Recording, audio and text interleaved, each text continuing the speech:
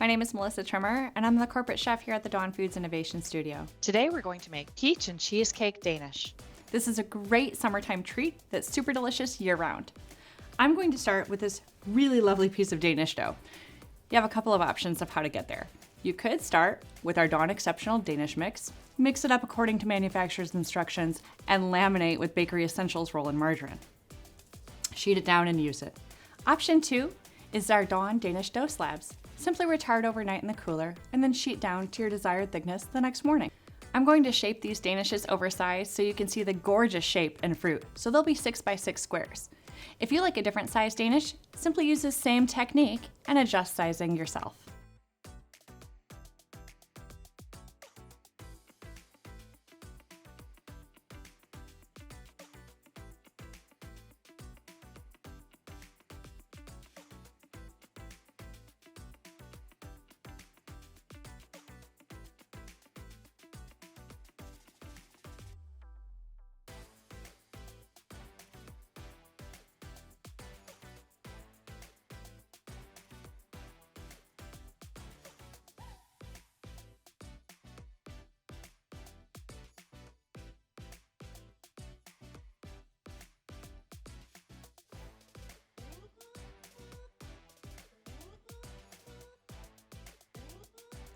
Now that our Danish are cut into 6x6 squares, it's time to form them.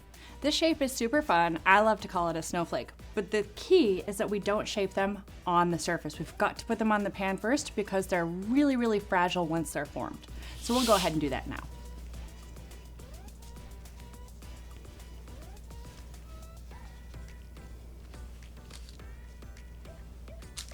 Now, you can make this shape by folding and cutting, but I find that to be cumbersome and you don't get a nice, neat end product. So instead, I use a little razor blade. So just the same kind you use to cut bread. In each corner, you're going to make kind of an L shape with the corners touching. So just a little L at each corner. Try to keep it the same distance from the edge at each portion.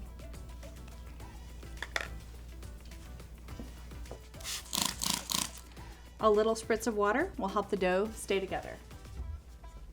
And finally, we take the outermost edges, kind of pull them together and pinch. Outermost edges moving in and pinch. You can see then we have this really beautiful little snowflake shape. We'll do that 3 more times.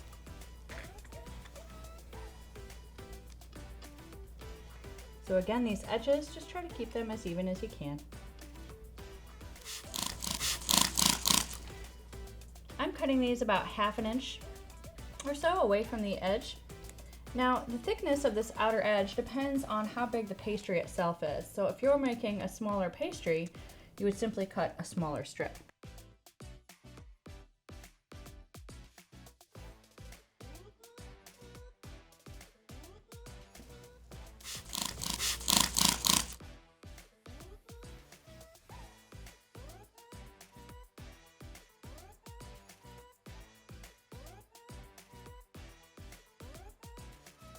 Now that the pastries are formed, you have 2 choices to bring them to completion. The first choice is to proof them for 15 minutes, bake, glaze, let them cool, and ice. The second choice is to cover them and retard them overnight. The next morning, let them come to room temperature, we call that flooring, for about an hour, proof again for 15 minutes, bake, glaze, cool, and ice. Your choice, whatever works best for your shop. Now that the Danish is proofed, it's time to fill it. To make this peaches and cream flavor, we are going to use Dawn Exceptional cream cheese filling, and we're going to top it with Dawn Exceptional sliced peach filling. So first we'll start with the cream cheese. I'm going to start with a little rosette of my Dawn Exceptional cream cheese filling. You'll notice how easy it is to pipe coming out of this pouch pack. After that, the peach filling. This is really about 1.5 tablespoons, but I like to use a spoon to scoop it, so I am sure to get all those beautiful sliced peaches. Big chunks of real fruit. It's so good. And what I love about this filling is that not only is it bake stable, but it's also freeze thaw stable. So if you want to save these pastries for another day, the filling will go right along with you without weeping or breaking down. Now it's time to bake. As soon as the Danish come out of the oven and they're piping hot, it's time to put on the glaze. I'm using R&H sprayable glaze, but it also works well with a brush. So I'm going to brush on very, very quickly, and then we'll take when they're glazed and put them on a cooling rack.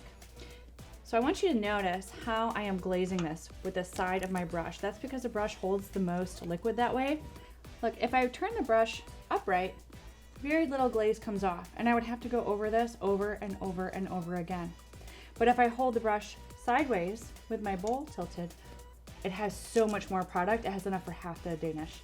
So that is a really intentional way to hold the brush to make sure that you coat the Danish correctly. Now, if you've got a sprayer in your shop, I mean, great, you never have to use a brush at all.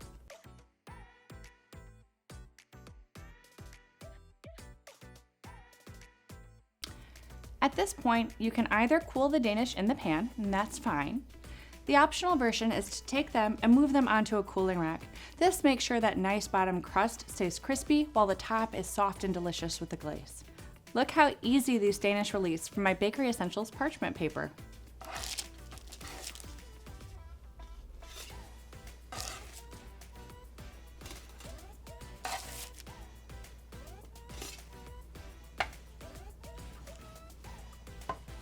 Now that the Danish are cold, it's time to ice them. I'm using Dawn white flat icing.